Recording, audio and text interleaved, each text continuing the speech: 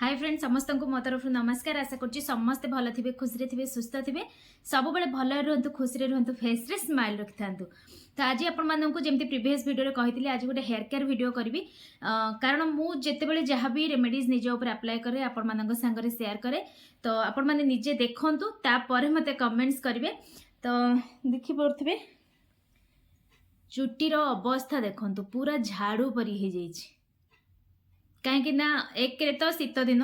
दुई सेकेंड जिनस हूँ मो स्किन वीडियो बा रेमेडीज करिकी मु निज हेयर केयर बिल्कुल भी नहीं पारुनी। एबे ऑयल लगेनी बोली आपण मानकु टिके बाउंसी देखाउथबो किंतु इत्ते रफ हो जाइए चुटी आपण माने इमेजिन भी करि परिबेनी। जो मानकर ए प्रॉब्लम हेची आज से मानक पय गोटे बेस्ट वीडियो नेकी आछि। आशा करिबी आपण माने समस्त याको अप्लाई करंतु आ निजर हेयर केयर भी निहाती भाबरे करंतु। तो जो मैंने भावुंट चुटीर केयर एमती भी हो किसी असुविधा हेनी बिल्कुल नुहे आज्ञा बहुत रफ हो जाऊँगी चुटी देखिपे। तो आज गोटे एमती ऑयल कारण मु ए ऑयल ना बहुत दिन आगुरी यूज करती चुटी बहुत सुंदर माने ग्रोथ भी होता आ चुटी माने बिल्कुल एमती रफ हो नाला। मेन कथा हूँ मत एमती रफ चुटी बिल्कुल भी भल लगे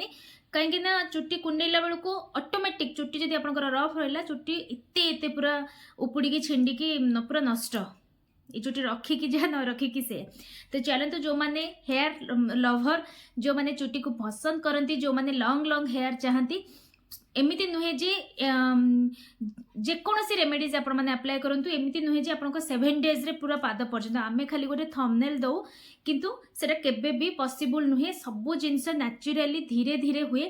तो चलतु फास्ट आम स्काल्प रो केयर नबा एठी स्ट्रॉन्ग हेले ऑटोमेटिक हेयर स्ट्रॉन्ग होबो ता सहित आपनकर हेयर चुटी झड़ीबा बंद होबो आउ चुटी लॉन्ग भी होबो। तो फास्ट थिंग हूँ आम स्काल्प रो केयर नबा। तो केमिति कौन नबा आज वीडियो रे पूरा डिटेल्स अच्छी भल भाव में देखंतु बुझंतु तापर घरे प्रस्तुत करंतु याको पुओ झियो समस्ते अप्लाई कर परिबे। जो मानकर चंदापण हो जाउची माने नेचुरली जो मानकर बहुत दिन हो गलानी बिल्कुल भी ये काम दबनी रिसेंटली जो मानकर हेची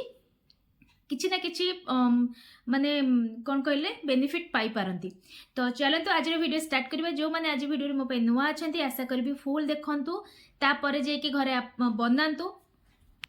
आ निज उपर अप्लाई करूँ। हाँ आउ गोटे कथा या छोट छुआ मानक लगातु एबेठू जदि चुटीर केयर नेबे छोट झील मानकर से धीरे धीरे समय बढ़िया सहित बयस बढ़िया सहित से हार्मोनाल इनबालांस भी हुए बहुत प्रकार चेंजेस आसे बॉडी रे। तो जदि आपण माने निजे ठीक ट्रीटमेंट करथिबे देखिबे सेमानकर हेयर फॉल बिल्कुल भी हबनी। तो चलतु स्टार्ट करनबा आज वीडियो। तो एपटे आपण मानकु देखै नोची एठी मु नेची एलोवेरा जेल जोटा कि मु घरे ही माने बाड़ी रे ही आनिकी रखितिली आ ता भितरु देखि परथे पूरा प्रोसेस एपटे मु बतै दोची। ता भितरु जेल टाकू पूरा मु बाहर करके नै आसीबे। आपण माने चाहिए लीफ को भल भाव में वाश करके ताकू मध्य पूरा पूरी नहीं पारे किसी असुविधा नहीं किंतु मु एठी केवल जेल नहीं इथिरे बहुत पावर बहुत माने भल देखा जाए एक्चुअली तेलटा बहुत ही थिक हुए। तो माने लीफ नबा अपेक्षा आपन खाली तार भीतर जेलटा नौछंती सेटा तेलटा को बहुत थिक करे आपन हेयर रे भल काम करे। तो सेति पई मु नेची आपन मन चाहिए पूरा लीफ भी नहीं पारिबे।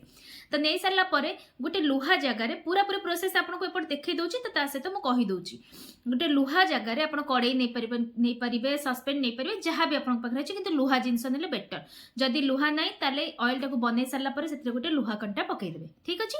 तो लुहा जिनस रे मु एठी नडिया तेल नै जेछि जो बोतल ले मु स्टोर करबी सेइथरे ही नैछि नडिया तेल पूरा प्योर नडिया तेलटा मु नैछि। तापर से जो जेल टाको मु नैथिली सब तक या भितर पकई देली ठीक अछि।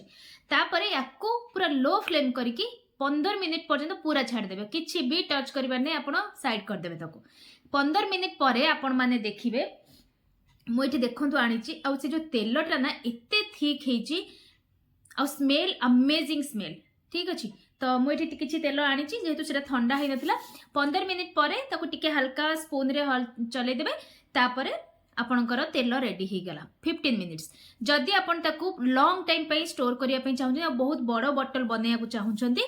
ताहले कौन करेंगे ना से किसी लवंग आ कि गोलमरीच दुईटी जिनस प्रिजर्वेटिव पे पकईदेवे जोटा कि मार्केट रे आपणकर केमिकल आड करा होची ताकू बहुत दिन रखिबा तेलटाकू आम एटा घरोई हिसाब से किसी लवंग आ कि आमर गुजरात सॉरी गोलमरीच ताको आड करदेबे गोटा गोलमरिच और लवंग आड करके ताको स्टोर करदेबे जेते दिन 3 दिन 4 दिन ताको खरारे देबे जेते खरारे देबे तार क्वालिटी तार बेनिफिट आपण अधिका पाइबे ठीक अछि तो तापर केमिति अप्लाई करिवे एटा को पूरा पूरी देखन मु चुट्टी को भल भाबरे कुंडई देछि तापरे एटा खाली हमें स्कैल्प रे ही लगेबा टिके नै आसीबे एबे जेतु उषुम अछि मु ताको उषुम करिनी आपण माने जेते बेले भी अप्लाई करिवे टिके हल्का उषुम करिके ही सब बेले अप्लाई करिवे छुआ को मुंडरे लगांतु बा निजे लगांतु सब बेले टिके हल्का उषुम करिके लगेबे तो एमती करिके पूरा सिरा सिरा रे एमती भल भाबरे लगेई नेबे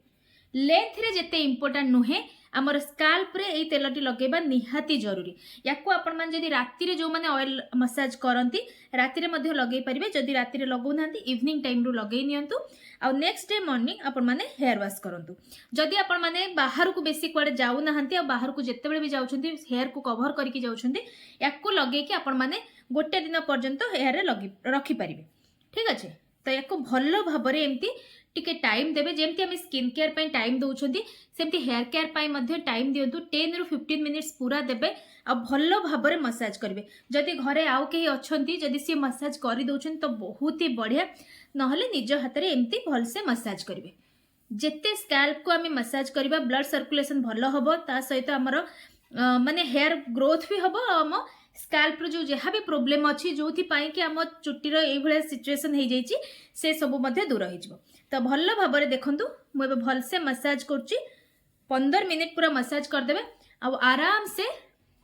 हाथ में जी लगी केमती लेंथ रे लगेदेवे राति रे सोइबा पूर्व सब बेले चुट्टी को एमती बेणी पकेकी हल्का बेणी पकेकी सोइबे बिल्कुल टाइट बेणी करिवे नाही पूरा हल्का रखिबे चुट्टी को ता द्वारा हमर चुट्टी झड़िबा मध्य बंद हो जिवो तो आशा करछि एई तेलटी आपण माने निहाती भाबरे बनेइबे घरे बहुत ही सहज आपण खाली एलोवेरा जेल बाहर करिवार अछि आ किछि आपण को परिश्रम करिवार नाही आराम से आपण माने अप्लाई करि परिबे आकु बनै कि 15 डेज पर्यंत करंतु 15 डेज भितरे कोन माने आपनकर बेनिफिट मिलुची निहाती भाबरे मो संगे शेयर करंतु गोटे थरे दुई थरे किछि भी आपण रिजल्ट जानि परिबेनी आपनकर जेमती हेयर फॉल होतला सेई भलिया हबो आपनकर चुट्टी जेमती रफ थिला सेमती रहिबो 15 डेज कंटिन्यू 15 डेज माने आपण वीकली 2 रु 3 थर एई तेल को लगांतु देखिबे निहाती भाबरे आपण किछि ना किछि रिजल्ट पाइबे मो संगे शेयर करिया को बिल्कुल भी भूलिबेनी पुणी देखा हबो गोटे नेक्स्ट वीडियो रे।